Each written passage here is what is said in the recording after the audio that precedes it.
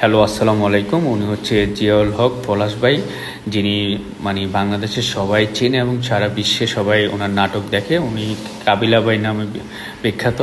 উনি আমাদের লাল সবুজ পরিবহন দিয়ে সবসময় যাতায়াত করে, কিন্তু আজকে একটু অন্যভাবে ওনাকে নিলাম।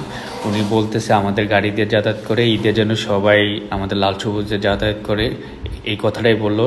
কথাটা ক্লিয়ার আসে নাই দেখে আমি ভয়েস দিয়ে দিলাম আপনাদেরকে জানানোর জন্য কী বলছে। আর উনি আমাদের বাস দিয়ে সবসময় জার্নি করে খুব আরামদায়ক মনে করে উনি আমাকে বলল।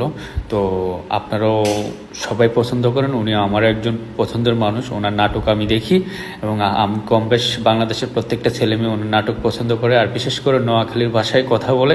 আমরা নোয়াখালীবাসী খুবই গর্বিত ওনার নাটকগুলো দেখে। প্রত্যেকটা নাটকেই নোয়াখালীর ভাষাটা তুলে ধরেন। তো আপনারা সবসময় লাল সবুজের যাতায়াত করবেন। লাল সবুজ পরিবহন মানে হচ্ছে আপনাদের নোয়াখালীবাসীর জন্য এবং বাংলাদেশের প্রত্যেকটা জায়গায় আছে।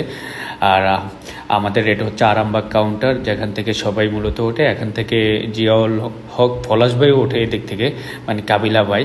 তো উনিও সবসময় আমাদের গাড়ি দিয়ে যায়। ওনাকে আমাদের স্টাফরা আজকে খুবই ভালোভাবে রিসিভ করে নিলেন। সবসময় যায় আমরা আর এটা বুঝতে দেই না, কিন্তু আমাদের গাড়িতে নোয়াখালীর প্রত্যেকটা ভালো পরিবারের মানুষ আসা যাওয়া করে। আমাদের এসি গাড়ি, যেহেতু ভালো ফ্যামিলির লোক যাতায়াত করে। তো সবাই ভালো থাকবেন। আজকের মধ্যে এখানেই শেষ হলো।